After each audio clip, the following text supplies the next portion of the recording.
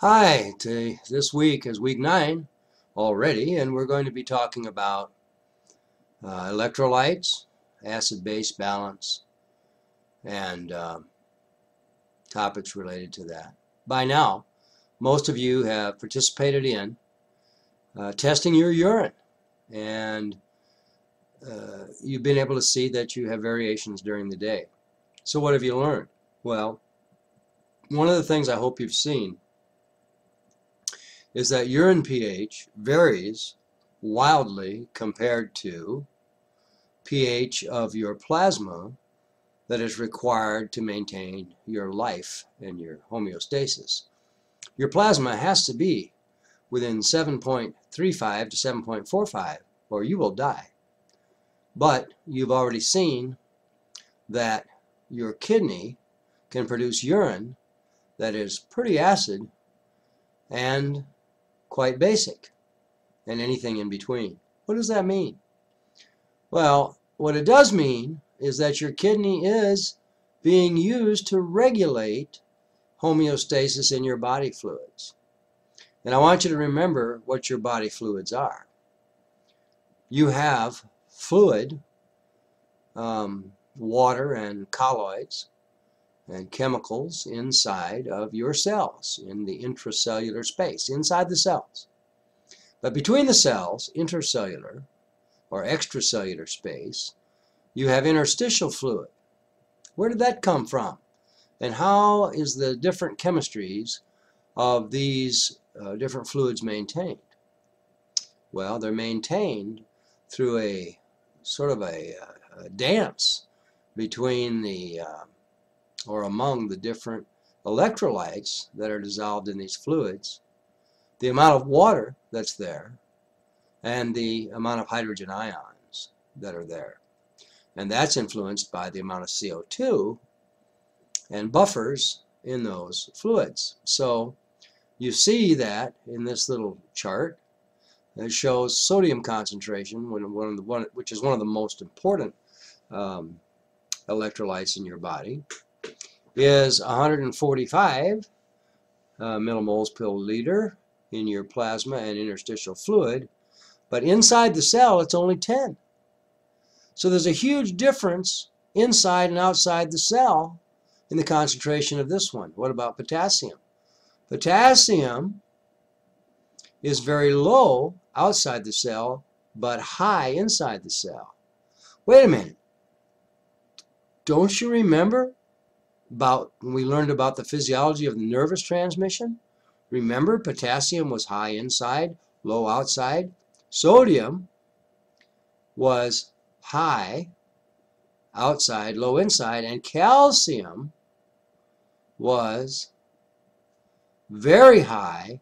This doesn't look very high with only a 2 here, but look at this, 10 to the minus 4th. Wow, that's 10,000 times more concentrated outside the cell in the interstitial space, interstitial fluid, than inside the cell. And remember why calcium was so important?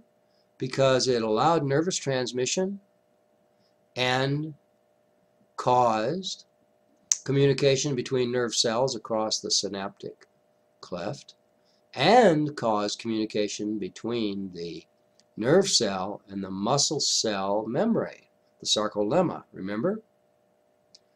Unless these fluids are at the right concentrations in your body,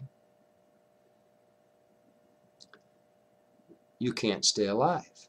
And here's bicarbonate, CO2, which is a buffer and also an acid producing. So if you hold your breath and your CO2 builds up and builds up and builds up, then you become more acid. And then there are protein molecules.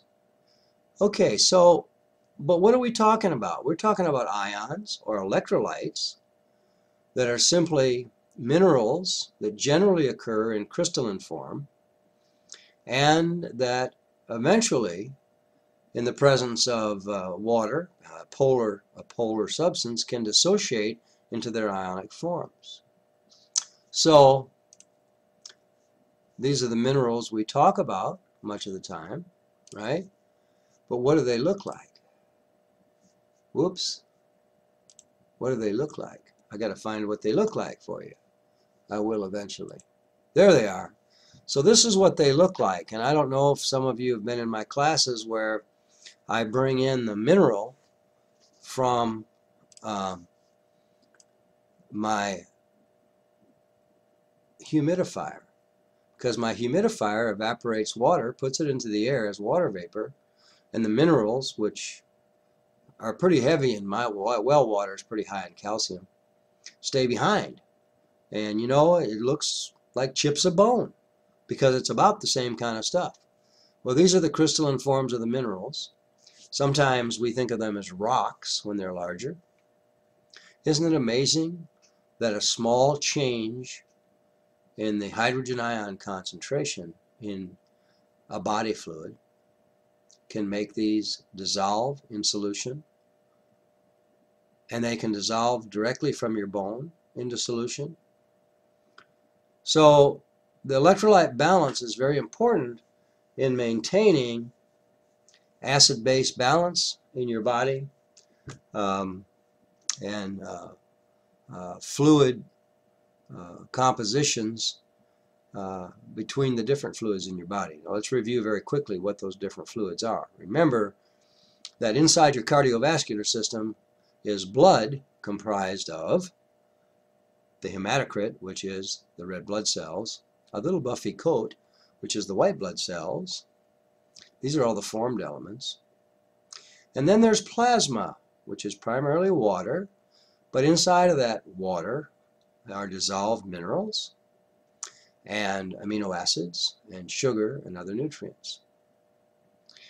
The capillaries are leaky, and as the pressure in the capillary bed from the arterial side is fairly high, those capillaries leak plasma. And it's supposed to leak plasma because the plasma gets into the spaces between your cells, and we call it then interstitial fluid. It's still plasma, and it's exactly the same. But it may start to change. Why would it change? Well, for one thing, the cells that this interstitial fluid surrounds are respiring and metabolizing, and they're going to secrete products, whatever their job is. If they're a beta cell in the pancreas, they produce insulin, they're going to secrete insulin.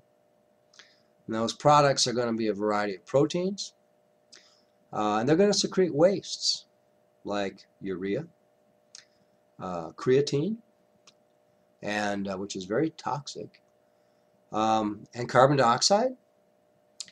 And the carbon dioxide is dissolved as carbonate. And how do we get rid of that? Well, some of it we get rid of by breathing it through our lungs. In other words, by diffusion, it passes back into the bloodstream where there's a low concentration of carbon dioxide. So by diffusion, it can go back in. And when it gets to the lungs, it can bubble out. Remember the bottle of pop we looked at? We open the bottle of pop, and the bubbles from the carbon dioxide carbon dioxide form from the bicarbonate that's in the pop. Same thing in your blood. When it gets to the lungs, the low pressure, the low density of or concentration of carbon dioxide in the air, which is what, 0.02% or something like that, allows a diffusion gradient from the blood to the air spaces in your air sacs, and away it goes. But some of that interstitial fluid somehow gets sucked up into the lymph vessels, and then we call it lymph. And sometimes it gets mixed with other metabolites and the products of the immune system at the lymph nodes, because your white cells that are hanging around those lymph nodes are there to kill the bad guys that might be sneaking around your body trying to make you sick. So there's a variety of different metabolites, but ultimately, and the food that is absorbed through the lacteals in the small intestine will eventually make it back to the bloodstream, where it can go through the liver and be detoxified. in part. In part, the wastes are removed by the liver. In part, the wastes are removed by the lungs. And in part, the wastes are removed by the kidneys.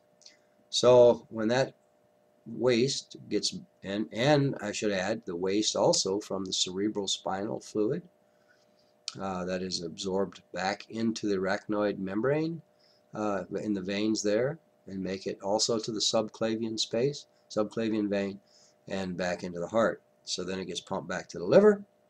The liver can handle what it needs to handle to recycle some materials, to detoxify others. And the big vessel that leaves the heart, the aorta, the first main branch off of it is the renal artery.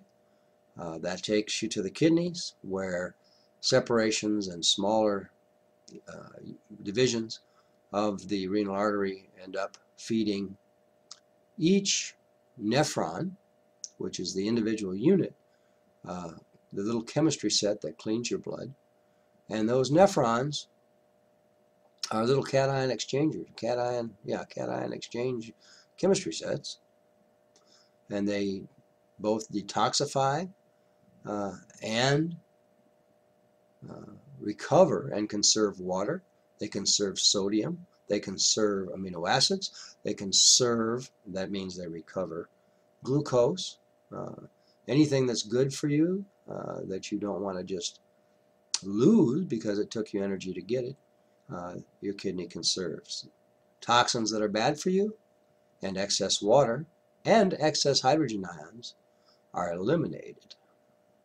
And so as those excess hydrogen ions are eliminated, the pH of your urine can change dramatically. So you drink acid coffee, the pH of your urine gets more acid. You drink milk, pH of your urine gets more alkaline. There's proof there that this is the job of your kidney, and that's what it does. And it works pretty hard to do it. So when your diet is extreme, like you drink a lot of vinegar, you've got to remove from your body fluids a lot of hydrogen ions, and urine becomes more acid, and your body does that. So we'll take a little break here, and then we'll come back and talk about some of the minerals in the body and the functions of these minerals. And I'll see you in just a few more minutes. Okay, thanks.